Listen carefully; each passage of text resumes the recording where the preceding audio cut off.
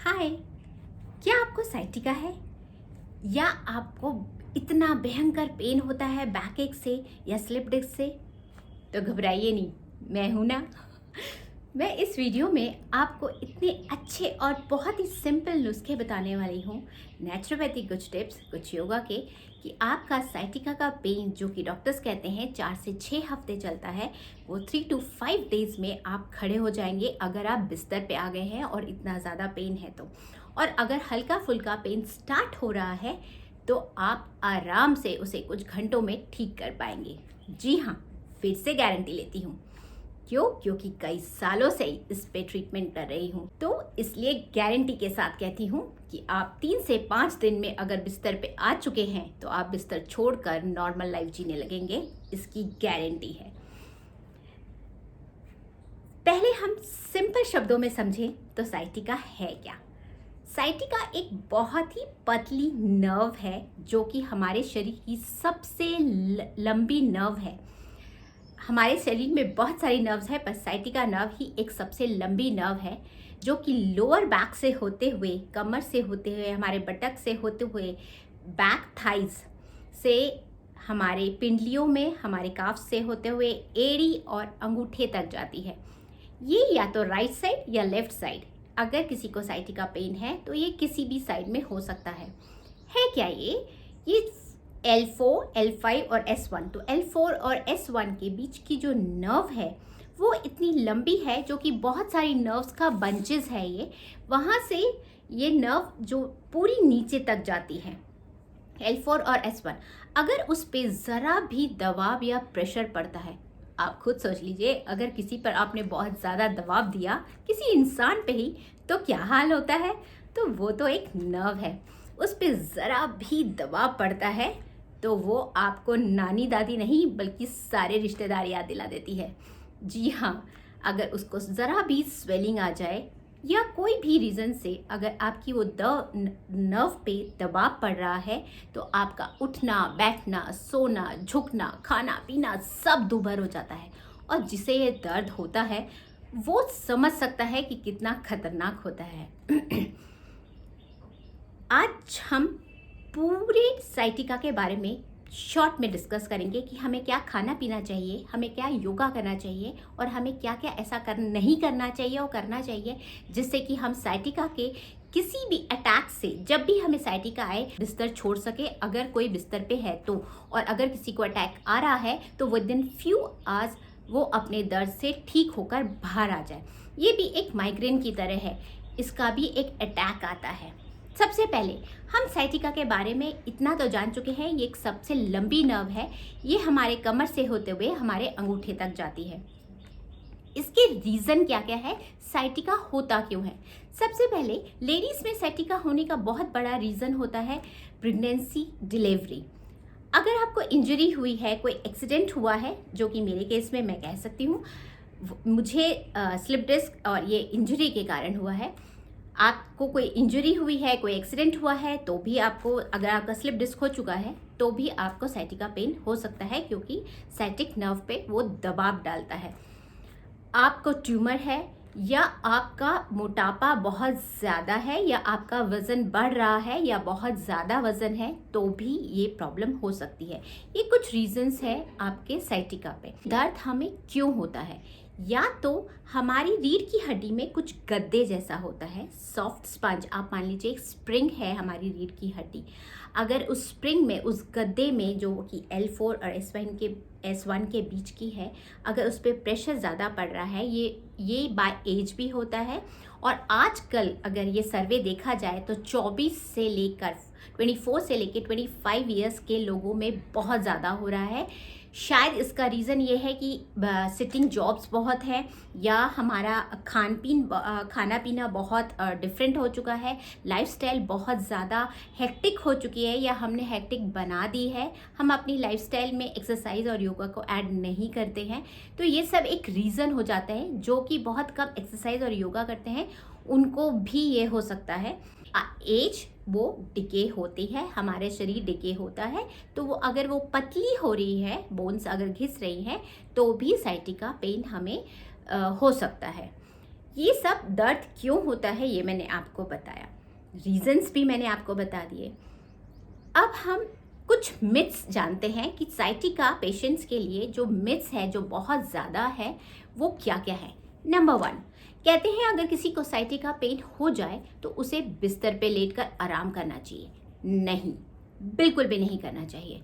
अगर आपको sciatica pain है तो आपको सबसे पहले अपने माइंड को बहुत स्ट्रॉन्ग बनाना पड़ेगा, क्योंकि वो दर्द बहुत ज़्यादा खतरनाक होता है। जी हाँ, मैंने माइग्रेन पिछले वीडियो में कहा था कि माइग्रेन का दर्द बहुत ज़्यादा होता है, बट साइटिका का दर्द ऐसा होता है कि आप उठना बैठना खाना पीना सब कुछ मुश्किल हो जाता है। तो उसके लिए हमें ठीक होने के लिए सबसे ज़रूरी है हमारा स्ट्रॉन्ग माइंडसेट। हमें बिस्तर पे लेट जाना ये कहकर कि किसी ने हमें कहा है आराम करिए, बिल्कुल भी नहीं।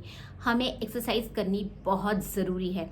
जितना ज़्यादा टाइम आप अपने शरीर को दोगे उतने ही जल्दी आप बिस्तर छोड़ पाओगे। अगर आपको साइटिका नर्व का एहसास हो रहा है कि मेरी साइटिका का पेन उठ रहा है, तो उसी वक्त आप अपने आप को 15 मिनट देकर ये सारे एक्सरसाइज कर लीजिएगा जो मैं आपको आगे आने बताने वाली हूँ। और कुछ ऐसे प्रेशर पॉइंट्स जिसे आप हल्का सा भी प्रेशर देते हैं तो आप तुरंत उससे रिलीफ पाएंगे। और जो बिस्तर पे आ चुके हैं उस दर्द के कारण किसी भी रीज़न से, तो आप विद इन सेकेंड डे आपका चलना फिरना और थर्ड डे आप नॉर्मल लाइफ पे आ जाएंगे। बहुत ज़्यादा है तो मैं 5 दिन उसे कंसीडर कर रही हूँ, पर मैं अपने केस में बताती हूँ, मैं थर्ड डे हमेशा बिस्तर छोड़ देती हूँ। अगर ऐसा कोई मुझसे गलती हो जाती है, साइटिका अटैक आ जाता है तो। सेकेंड मिथ है कि साइटिका परमानेंट है। जी नहीं, बिल्कुल भी नहीं।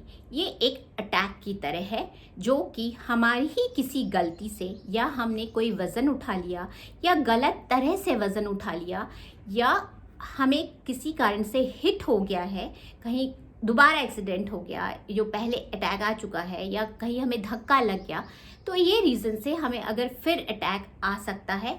अदरवाइज़ अगर आप अपनी लाइफस्टाइल ठीक रखते हैं, खाना पीना ठीक रखते हैं, तो आपको साइटिका का अटैक दोबारा आएगा। इसका कोई भी वो नहीं है कि ये परमानेंट है।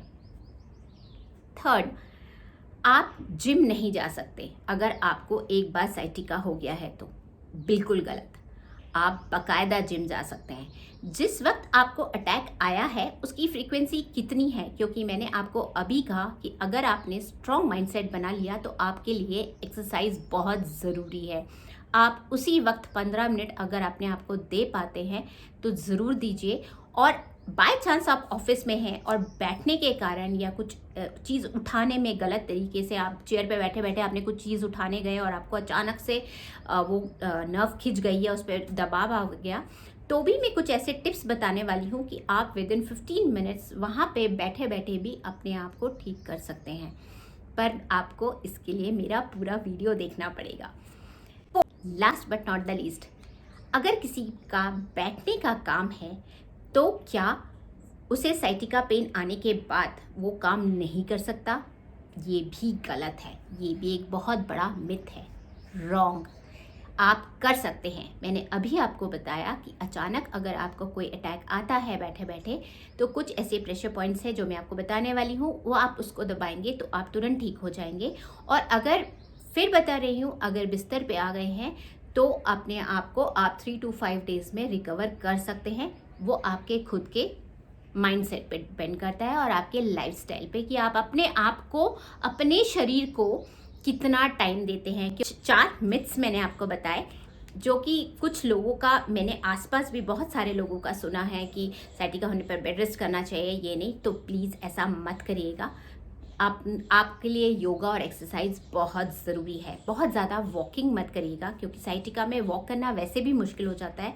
पर अगर लगता है आपको वॉकिंग करना है तो बिल्कुल भी नहीं, उस टाइम पे वॉकिंग अवॉइड करिए। आपके लिए योगा या कुछ माइल्ड एक्सरसाइजेस बहुत ज़रूरी है, उसे रखिएगा। अब हम जानते हैं कि अगर साइटिका पेन हो जाए तो हमें क्या करना चाहिए। सबसे पहले है कि अगर आपके लोअर बैक में इन्फ्लेमेशन या स्वेलिंग आ चुकी है तो आप हॉट एंड कोल्ड थेरेपी कर सकते हैं।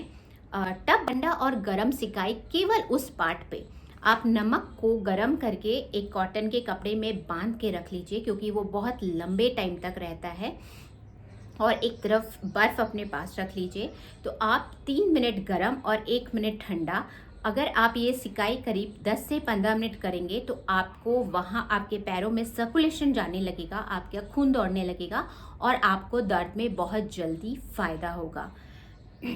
सेकेंड, कुछ प्रेशर पॉइंट्स हैं जो कि आप इस फोटो में देख सकते हैं। ये 3 ऐसे कमर के पॉइंट्स हैं जिन्हें हम या तो थंब से या फिर एल्बो से, एल्बो के इस पार्ट से हल्का हल्का प्रेशर देते हैं। फिर पेन के आप इस पार्ट से या इस पार्ट से खुद, अगर आप अकेले हैं या अगर आपके आसपास कोई नहीं है तो आप खुद पेन के इन दोनों किसी भी पार्ट से आप अपने बैक पे वो प्रेशर पॉइंट कर सकते हैं, या फिर बेलन के इस पार्ट से भी आप अपने आप को प्रेशर दे सकते हैं।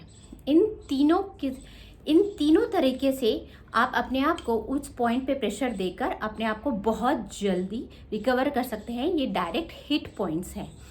इन तीनों पॉइंट पे करने के बाद आपको, अगर आपने 15 टाइम्स भी उसको कर लिया दिन में 3 बार, तो आप सेकेंड डे खड़े हो जाएंगे।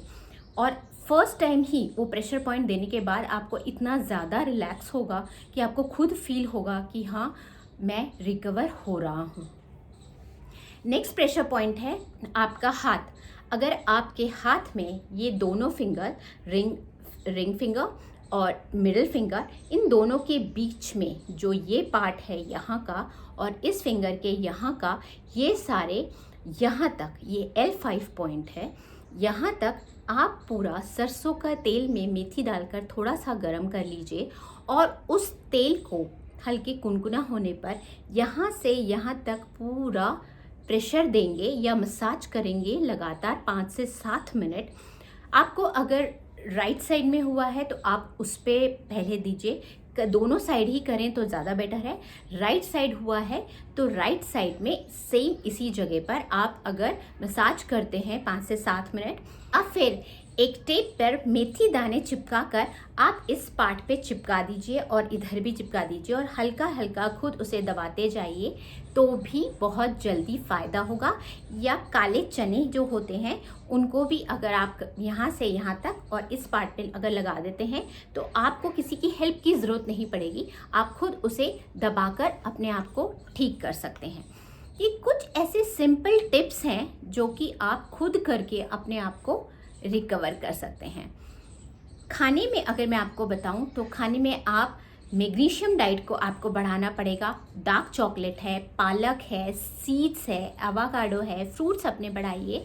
ये डाइट को थोड़ा सा चेंज करिए। जंक फूड उस टाइम पे बिल्कुल भी प्रेफर मत करिए। अगर आप अपने मैग्नीशियम डाइट को बढ़ाते हैं, बनाना है, आप उस टाइम पे 2 से 3 बनाना खा लीजिए, वो बहुत जल्दी हेल्प करता है। और मैंने आपको बताया मैग्नीशियम डाइट अपनी बढ़ा लीजिए, तो ये सभी आपको दर्द को जल्दी ठीक करने में हेल्प करेगा। अब आखिरी चीज़ जो मैं आपको बताने जा रही हूँ वो है योगा। एक्सरसाइज में क्या क्या हम ऐसा करें जो कि हम तुरंत ही अपने आप को रिकवर कर सकते हैं। पहला है बाल आसना, सेकंड है अर्धचंद्र आसना। अर्धचंद्र आसना जो है आप ये दोनों तीनों तरीके से कर सकते हैं। थर्ड है कोबरा पोज या भुजासना। फोर्थ है सलाभासना। फिफ्थ है पवन मुक्त आसना। सिक्स्थ है वज्र आसना। और प्राणायाम तो ऐसी चीज़ है जो कि आप कभी भी किसी भी बीमारी में करेंगे तो आपको फ़ायदा ही होगा। ये कुछ ऐसे योगा पोजेस हैं जिन्हें अगर आप तुरंत करते हैं तो आपको बहुत जल्दी फ़ायदा होगा। कुछ ऐसी एक्सरसाइज है जो आप बैठे बैठे भी कर सकते हैं, या अगर आप हल्का खड़े होते हैं तो अपने पैर को एक चेयर पे रख कर उसे स्ट्रेट कर लीजिए। एक पैर चेयर पे रखिए और उसे स्ट्रेट खींचिए, या अगर आप लेट कर अपने दोनों पैर को ऊपर करते हैं बिल्कुल स्ट्रेट। साइटिका पेन अगर हम उस पर ध्यान नहीं देते हैं और अगर किसी की फ्रीक्वेंसी बहुत ज़्यादा बढ़ जाती है, जो साल में या 2 साल में या 5 साल में एक बार आ रहा था, अगर वो साल में 1 या 2 बार आने लगता है तो आपके पैरों में डिफरेंस आ जाता है, आपके पैरों की लंबाई में डिफरेंस आता है, आपके पैरों के थिकनेस में डिफरेंस आता है। एक मोटा पतला पैर हो सकता है, जिस पैर में आपको साइटिका पेन आता है वो पैर धीरे धीरे पतला हो जाता है, क्योंकि सर्कुलेशन हो जाता है उस पैर का। तो हमारा मकसद इस वीडियो का बनाने का सिर्फ यही है कि बहुत छोटे, बहुत सिंपल तरीके हैं अपने आप को इस बड़ी प्रॉब्लम से हटाने का। ये कुछ ऐसे माइग्रेन का अटैक है या साइटिका का अटैक है, ये कुछ ऐसे अटैक्स होते हैं जो कि बहुत सीवियर होते हैं, बट अंदर से एक इंसान को तोड़ देते हैं। तो मैंने आपको पहले भी बोला था कि अपने दिल को छोटा मत करिए, क्योंकि मैं हूँ ना इसलिए। और एक कुछ सिंपल टिप्स यूज़ करके अपने आप को हेल्दी रखिए। और हाँ, अगर आपको मेरा वीडियो अच्छा लगता है या अच्छा लग रहा है तो please like, share, comment and subscribe करना मत भूलिए। Take care.